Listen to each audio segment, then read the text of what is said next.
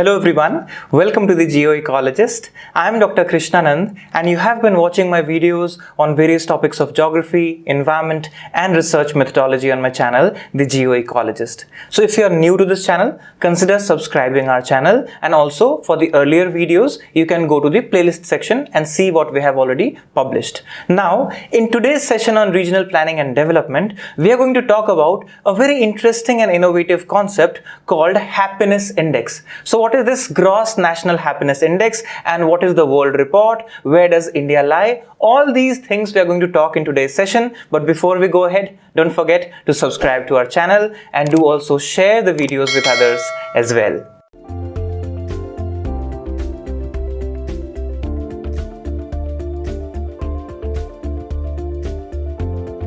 So now let's discuss about Gross National Happiness Index. What is this Happiness Index all about? And remember, happiness is part of quality of life. Then how are we trying to make index out of it? So let's understand where this concept came from. So the fact that GDP, remember gross domestic product, we discussed in the previous session in measuring various development levels in terms of various indicators. Here, GDP is considered as a broken system in many countries and many places. Many countries across the world have attempted to create an alternate index of GDP that can be a broader index covering larger indicators, larger factors. So the idea has always been to correct the flaws that is there inside the GDP that we create and provide a better metric to measure progress. Now this important venture, that is Happiness Index, comes from a country called Bhutan. So if you know where is Bhutan, so if you have not seen Bhutan already on map, do go to the world map and find yourself where is Bhutan located. In the lap of nature, in the lap of Himalayan region. So if you observe carefully, this country that symbolizes happiness being in connect with nature itself talks about the Happiness Index. So if you observe, Gross National Happiness is a term coined by His Majesty 4th King of Bhutan, Jigme Singye Wangchuk, in 1970s. Remember 1972 when this term was coined by His Majesty, the 4th King of Bhutan. So what was the basic idea behind it? To actually overview the development process and not just look into the development and happiness only in terms of GDP. So if you observe carefully, the concept implies that sustainable development should take into account, very importantly, holistic approach towards notion of progress and give equal importance to non-economic aspects of well-being as well. It means only having money, only having resources and access to resources does not signify the overall development. It means people may be unhappy even if they are rich. So then how do we categorize that people must be happy if they are progressing in life? So that is why this indicator was developed, this index was developed. So if you observe carefully, Gross National Happiness Index is a single number index developed from 33 indicators categorized under 9 domains, and we are going to discuss all these 9 domains in the lecture, so be with us. And GNH, that we say in short form, Gross National Happiness, is constructed based upon robust multi-dimensional methodology. It's called Alker-Foster method.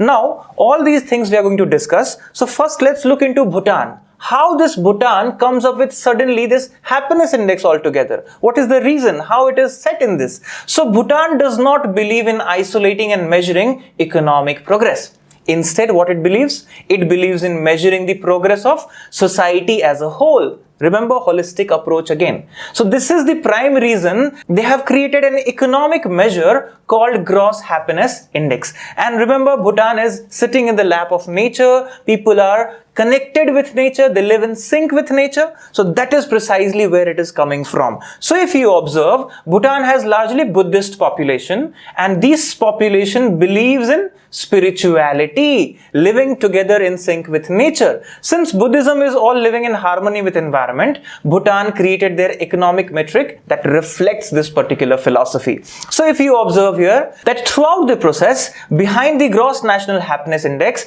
the basic idea is that not just consider economic indicator but also non-economic indicators and put them together holistically to understand the happiness. So Gross National Happiness was created because of it. Now, if you observe, there are 4 pillars of this gross national happiness index. What are the 4 pillars?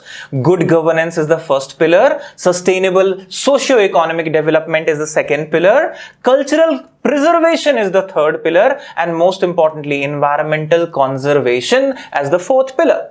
Now, these 4 pillars have been further subdivided into the 9 realms, or we say 9 domains. So, what are the 9 domains if you observe this particular flow diagram? Remember, psychological well-being, health, usage of time, education, cultural diversity and resilience, very important, good governance, vitality of community, and then ecological diversity and resilience, and living standards.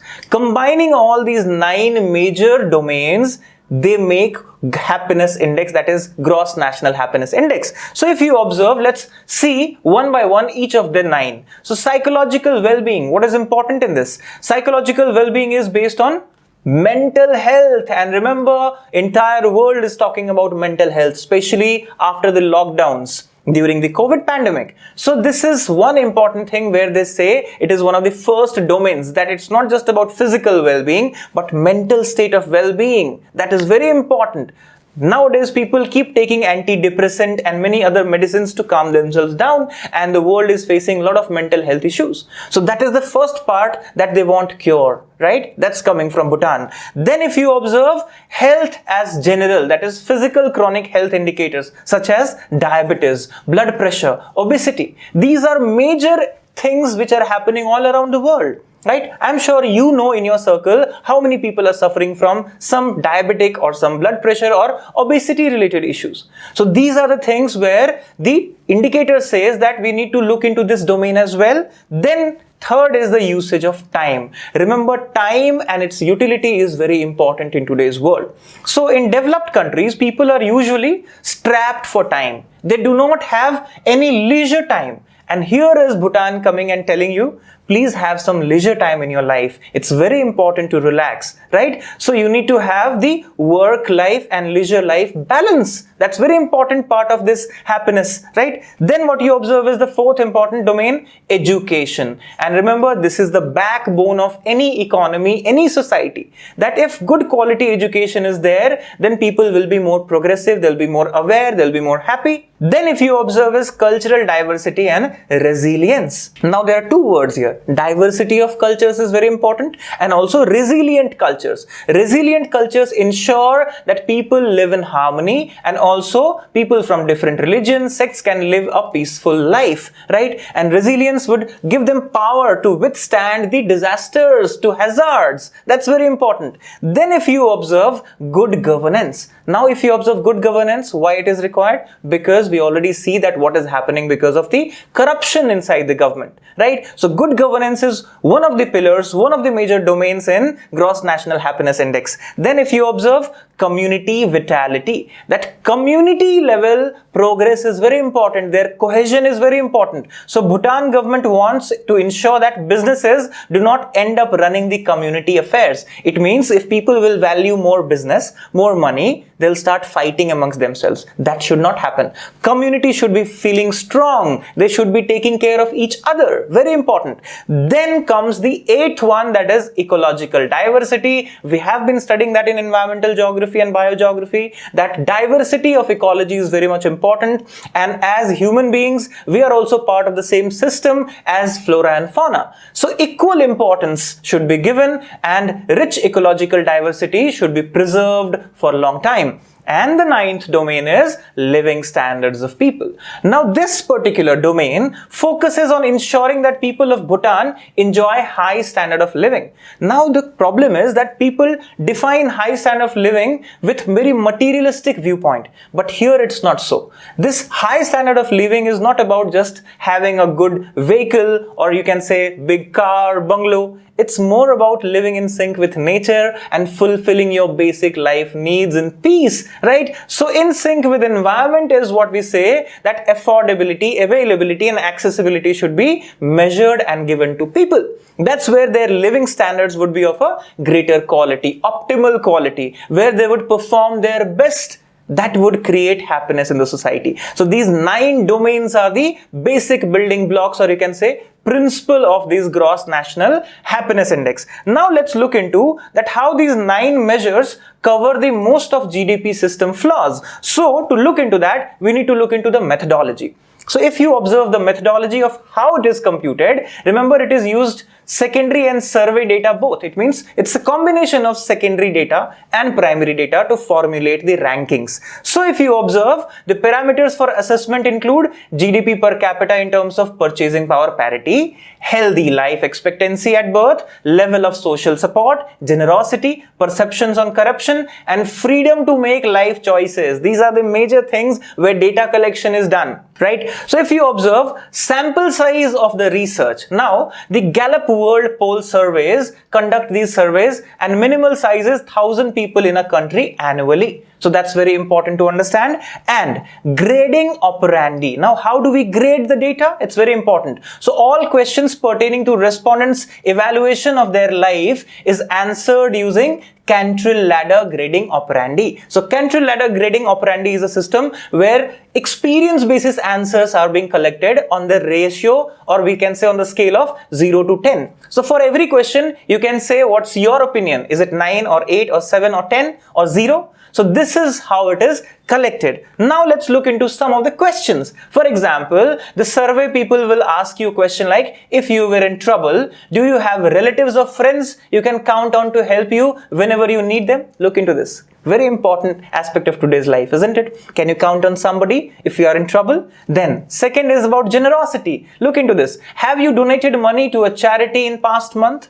This is very important aspect. How generous are we? How are we looking into a society which is cohesive society? So such questions are being asked. Then look into this dystopia concept as a benchmark. So for every index, we need a benchmark. We need a standardization tool. Now this concept of dystopia is where this index is establishing a benchmark. So what is dystopia? Now let's look into this. It is an imagined state or society in which great suffering or injustice, typically one that is totalitarian or post-apocalyptic, is available. It means that what will happen at a level where everything is falling to pieces and starts from the beginning. So at that level, what do you see yourself doing, right? So if you answer to that, that is a standard. So dystopia is the benchmark. You cannot go below this benchmark, isn't it? So what happens? The purpose of establishing a dystopia to have a benchmark against all the countries can be favorably compared. It means you can keep a comparable scales across the world. So this is the concept. In details, we can talk about dystopia in some other lectures, but for understanding, this is how the benchmark is established. Now look here, UN World Happiness Report 2022. And why is it important? Look at our country, India, 136th rank and out of 146 countries in review. So this is where we are, and in 2021 we were at 139. So you can see there is an improvement of 3 ranks, right? And this is the list. Rank 1 is Finland, 2 is Denmark, 3 is Iceland, 4 is Switzerland, Netherlands, Luxembourg, Sweden, Norway, Israel, New Zealand, top 10 countries.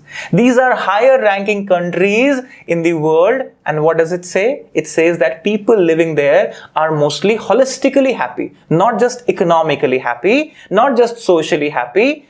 Remember, spiritually happy, socially happy, economically happy, ecologically happy. So that's why this is happiness index that is very important to understand and learn. And our role is to improve these important domains in life, the 9 domains that we have talked. So this is very important for the happiness of the world. So now, when we have discussed the various details of Gross National Happiness Index, in the sessions to come, we'll be talking more on other aspects of regional planning and development. So stay tuned, stay safe, keep watching and learning, do share the videos, and also if you want replies to your queries on priority basis, do take the channel membership by join option on our channel. So all the best wishes, take care.